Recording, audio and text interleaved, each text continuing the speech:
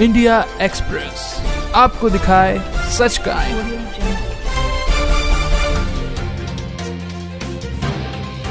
भारत में ही नहीं पूरे विश्व में एक बापूजी सनातन धर्म का डंका बजा रहे हैं। इसमें कहीं सच्चाई नहीं है, क्योंकि ये तो षड्यंत्र का तहत जो है बापूजी को फंसाया गया है। नानक है, तुलसी है, कबीर है, किसके ऊपर लांछन नहीं लगा है? सबके ऊपर लांछन लगा है। और श्रद्धा और विश्वास कभी डिगने वाला नहीं है और कभी टूटती नहीं है, डूबती नहीं है। हमारी अंतरात्मा कहती है कि बापूजी निष्कलंक है, निष्पाप है और वो जरूर आएंगे। और न्यायपालिका से यही मांग है, विश्वास तो टूट चुका है, फिर भी यही मांग है कि बापूजी को सशर्त जो है रिहा किया जाए। मेरा नाम राम प्रताप साहू, छत्तीसगढ़ दुर्ग से बेलौदी आश्रम से संबंधित हूँ मैं। एक दिन मैं अपनी छोटी सी दुकान में बैठा हुआ था, तो एक टीचर मैडम थी, वो ऋषि प्रसाद ला करके दिया कि अमुक बहन जी को दे देना करके। तो मैं उसको पढ़ा और पढ़ते ही मेरे जीवन में ऐसा कुछ लगा कि ये कोई साधारण मामला नहीं है, दिव्य पुरुष का ये सत्संग है। तो वैसे ही पता लगा। और एक दिन मैं मार्केट में घूम रहा था, तो अचानक ये सत्संग भजन का भजन सुनाई पिया और मेरा मन उद्विग्न हो गया कि ये है कौन। और ऐसे पता लगा तो सन 2001 में गोंदिया में, मैं सीधा गोंदिया, उसके पहले मैं दुरुस्त से कभी निकला नहीं था। गोंदिया आकर के वहाँ मैंने दीक्षा लिया और दीक्षा लेने के बाद मेरे जीवन में आमूल-चूल परिवर्तन हुआ है। और मेरे संपर्क में बहुत सारे लोग आए और ऐसे जुड़ते गए कारवां जो है। और आज बापूजी का कहना चाहिए इस भारत में ही नहीं पूरे विश्व में एक बापूजी सनातन धर्म का डंका बजा रहे हैं।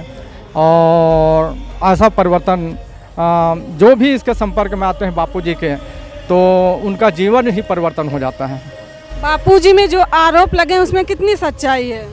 आरोप तो ऐसा है, जिनकी जैसी नज़रिया होती है, ये मीडिया का भी बहुत बड़ा खेल है। जो कहना चाहिए दलाल मीडिया सब नहीं होते हैं, फिर भी कुछ ऐसे दलाल मीडिया है जिनके कारण, जिन्होंने बहुत ज़्यादा कुप्रचार के रूप में बापूजी का खिलाफ जो है कुप्रचार किए हैं। और इस प्रकार से लोग उनके कारण हुए हैं।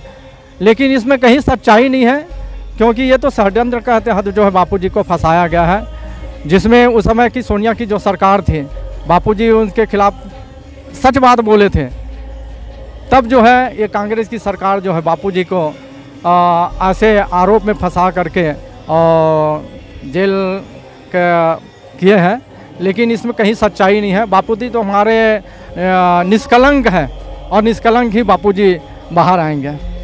बापूजी 10 सालों से जोधपुर की जेल में हैं, क्या कारण है कि श्रद्धा बरकरार है? श्रद्धा कोई ऐसे बाहरी चीज़ थोड़ी है, श्रद्धा तो अंदर से होती है। विश्वास जो है ईश्वर का और संत के ऊपर जिसका विश्वास हो जाता है, तो कहीं दिखता नहीं है। चाहे कैसा भी परिस्थिति आ जावे, वो जानते हैं कि श्रद्धा और विश्वास क्या चीज़ होता है। और संत तो देखो, आप गुरु है, नानक है, तुलसी है, कबीर है, किसके ऊपर लांछन नहीं लगा है? सबके ऊपर लांछन लगा है। और सब बेदाग संत ऐसे होते हैं कि किसी के ऊपर लांछन लगा दिया जाए और उसका दाग तो लगाने वाले लगाते हैं। नज़रिया जैसे गलत लोग होते हैं, चोर होता है सबको चोर की दृष्टि देते हैं, और कामी होते हैं सबको कामी दृष्टि देते हैं, व्यसनी होते हैं सब व्यसनी देखते हैं।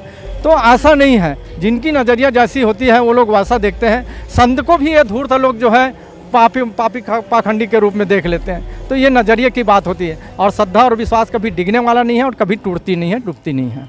क्या लगता है बापूजी फिर से अपने भक्तों के बीच में आएंगे?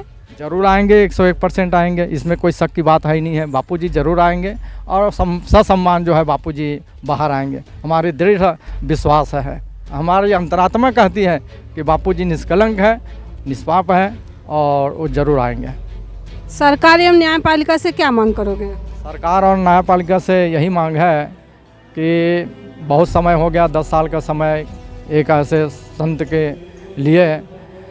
यहाँ तो लोगों को थोड़े दिनों में ही टूट जाते हैं, लेकिन बापूजी कोई साधारण मानव नहीं है, साक्षात ब्रह्म रूप है। इसीलिए आज 10 साल हो गया बापूजी अपनी बुलंदी पे हैं और उनके चेहरे पे कभी सिकन नहीं, हंसमुख चेहरे, और हंसते हंसते बापूजी बाहर आएंगे। न्यायपालिका से यही मांग करते हैं। आज देखो ना, उनके बाद तो भक्तों की संख्या और दिनों दिन बढ़ती जा रही है। ये है श्रद्धा और विश्वास जो है।